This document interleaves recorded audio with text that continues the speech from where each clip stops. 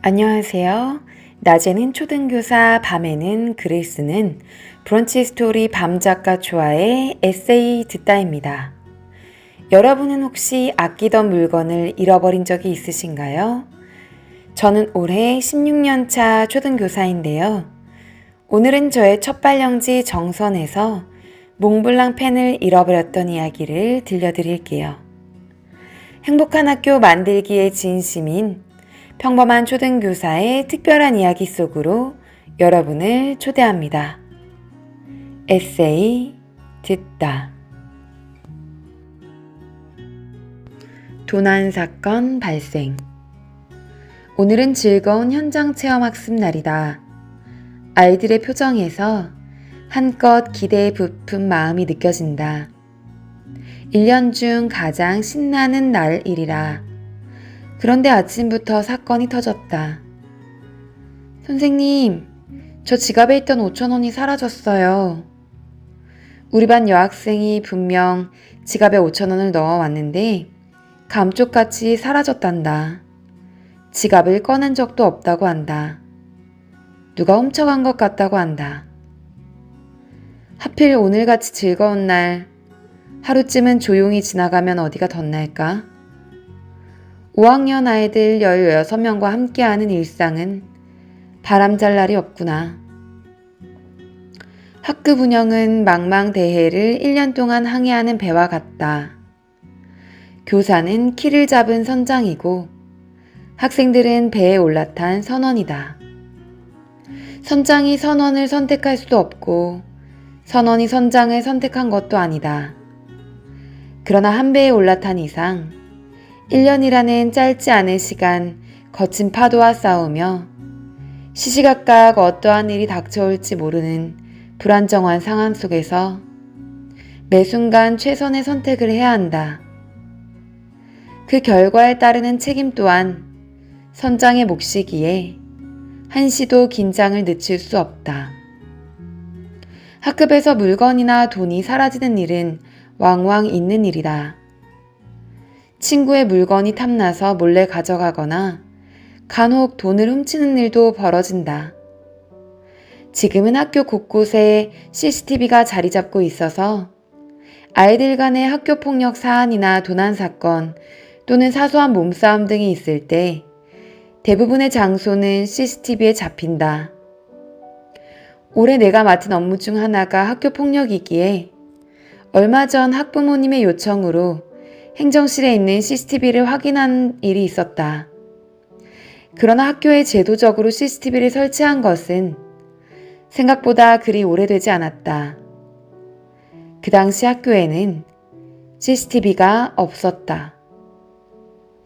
우리 반 아이들의 분위기가 심상치 않다. 아이들은 마치 범인을 알고 있는 것처럼 하나같이 입을 모아 한 여학생을 지목했다. 선생님, 제 도둑년이에요. 분명 제가 훔쳐갔을 거예요. 우리 반 남학생이 친구들이 다 들을 만한 큰 목소리로 말했다. 다른 아이들도 동조하는 분위기였다. 아, 내가 방금 무슨 말을 들은 걸까? 같은 반 여자에게 도둑년이라니. 아직 조사도 아무것도 하지 않았는데 이게 무슨 일이람? 솔직히 돈을 훔쳐간 건지 잃어버린 건지도 모를 일이다. 참 애매한 상황이다. 아이는 돈이 없어졌기에 훔쳐갔다고 하지만 어른들도 돈을 잃어버리는 일이 있지 않나? 예전에 내가 현금 쓴 것은 까맣게 잊어버리고 지갑에 있던 현금이 내가 생각한 금액보다 많이 줄어 있어 누가 내 지갑을 건드렸나 착각한 적이 있다. 어른도 이러할진데 아이들은 오죽할까. 범인을 찾아라.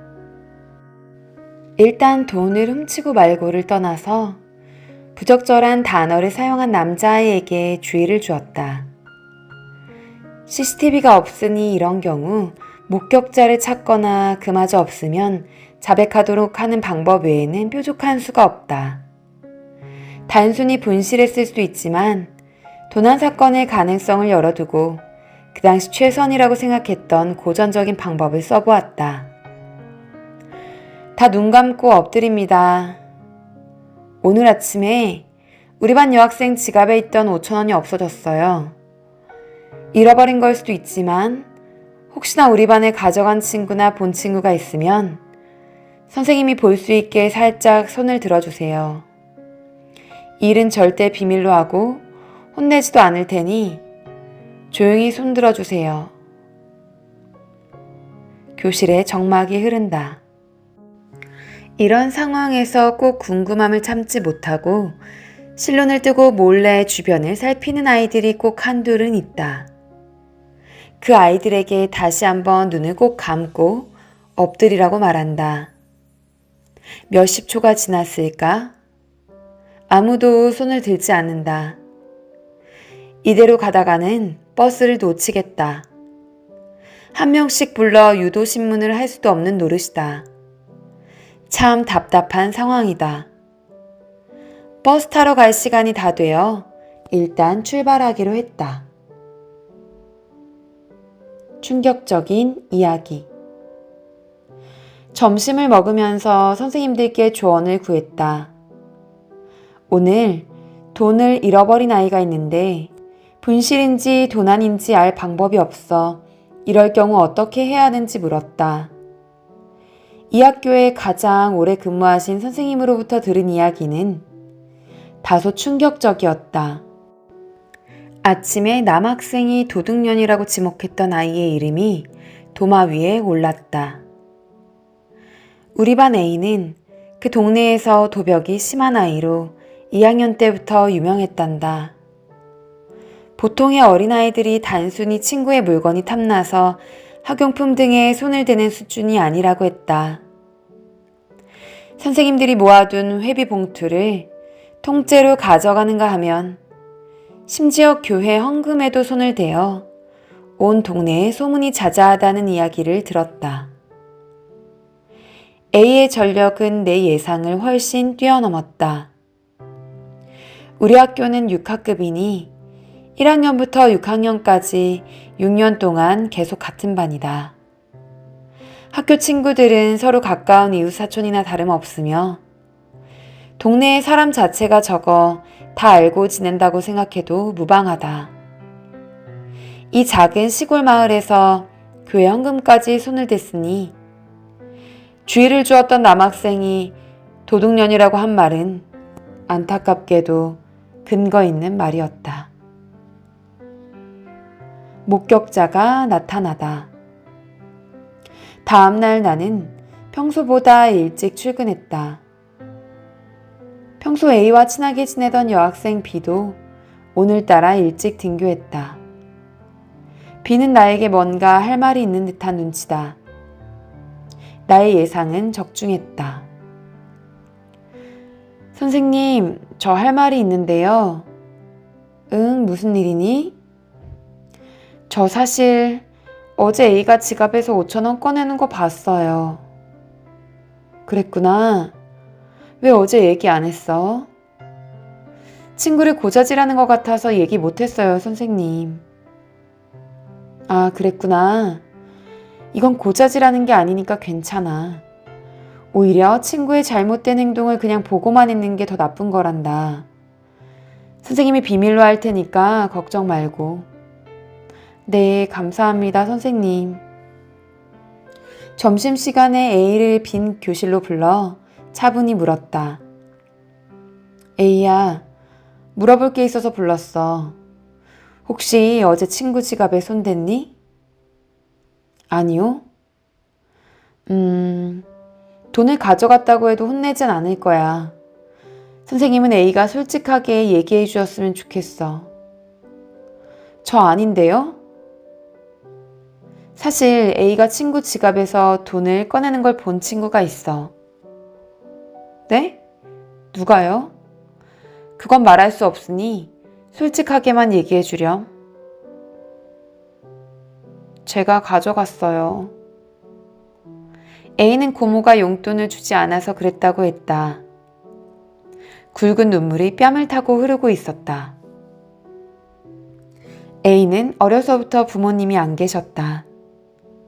고모 손에 컸는데 고모도 아이가 감당이 안 돼서 거의 포기 상태라는 이야기를 들었다.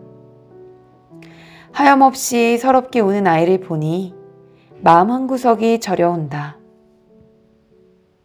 아이가 잘못한 건 맞지만 과연 이 아이만을 탓할 수 있을까? 결국 아이를 이렇게 만든 건 어른들이 아닐까? 나는 A를 다독여 주었다. 다음부터 절대 친구의 물건이나 돈에 손대지 않기로 약속했다. 돈은 선생님한테 가져오면 주인에게 돌려주고 이번 일은 비밀로 하기로 했다. 그렇게 사건은 일단락되었다. 두 번째 도난 사건. 생일 선물로 친한 친구들이 합심하여 몽블랑 펜을 선물해 주었다. 좋은 선생님이 되라는 의미 있는 선물이었기에 교실에서 늘 그 펜을 업무 수첩에 끼워놓고 사용했다. 그런데 내 펜이 어디 갔는지 안 보인다. 물건을 깜빡하는 습관은 있지만 교실 아니면 관사 아니면 내 가방에 있어야 할 펜이 아무리 찾아도 보이지 않는다. 이번 도난 사건의 주인공은 바로 나다. 정말 난감했다. CCTV가 없는 이상 누가 가져갔는지 알 방법은 없다. 다른 펜이었으면 그러려니 했겠지만 의미 있는 소중한 물건이었기에 그냥 넘어가기가 힘들었다. 애가 탔다. 꼭 찾고 싶었다. 점심을 먹고 관사에 잠깐 들어가 보았다. 관사는 학교 안에 있기에 잠깐 왔다 갔다 해도 전혀 문제될 게 없다. 오래된 관사의 현관문은 자물쇠와 열쇠로 잠가놓고 다녀야 하는 구조다. 문을 열고 3평 남짓한 내 방에 들어갔다. 관사에는 화장대 겸 책상으로 쓰는 자그마한 좌식 책상이 하나 있었는데 그 위에 물건들의 배치가 왠지 모르게 평소와는 다른 느낌을 받았다. 느낌이 쇠하다. 뒤를 돌아 창문을 보았다. 꽤 큰 창문이다. 창문은 항상 굳게 닫아 놓았지만 잠가 놓지는 않았다. 그런데 그 창문이 조금 열려 있는 게 아닌가? 누가 창문으로 들어와서 내 물건을? 순간 온몸에 소름이 쫙 끼쳤다.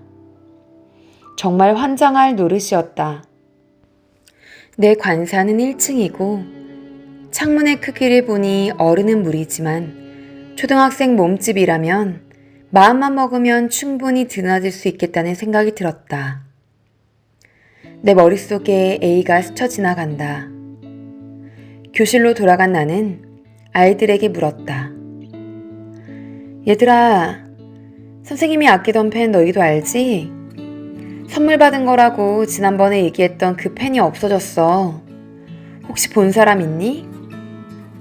아이들이 술렁인다. 나는 지난번 5,000원 사건 때처럼 눈을 감게 하고 범인을 찾지는 않았다. 그건 우리 반 아이들 모두를 의심하며 용의자로 만드는 일이었다. 차마 또 그렇게 할 수는 없었다. A와 눈이 마주쳤다. 나는 A가 범인임을 직감했다. 그러나 나의 직감으로 A를 불러 내가 가져갔냐고, 혹시 선생님 관사 창문으로 들어와 내 물건에 손댔냐고 추궁할 수는 없다. 설사 가져갔다고 해도 관사 창문을 잠그지 않은 내 책임도 절반은 있으니 어찌 아이만을 탓하겠는가. 그 아이는 아프다. 어릴 때부터 마땅히 부모님께 받아야 할 사랑의 부재로 무엇으로도 채워지지 못한 뻥 뚫린 마음을 물건으로 채우려는 몸부림이었으리라. 소중한 펜의 존재가 나에게서도 조금 잊힐 즈음 아이들을 한 명씩 만나 상담 시간을 가졌다. 나는 A에게 펜의 행방을 묻지 않았다. 그 대신 우리는 아무 말 없이 한참을 울었다. 나는 그 아이를 미워하지 않기로 했다. 나도 어른이 되었으니 어른을 대신하여 나의 소중한 몽블랑 펜을 그 아이에게 선물하기로 했다. 그 아이의 아픈 마음을 이렇게나마 위로하려 한다. 지금까지 브런치 스토리 밤작가 초아의 에세이 드다였습니다. 제 글이 좋으셨다면 구독과 좋아요 부탁드려요. 오늘도 행복한 하루 되세요. 감사합니다.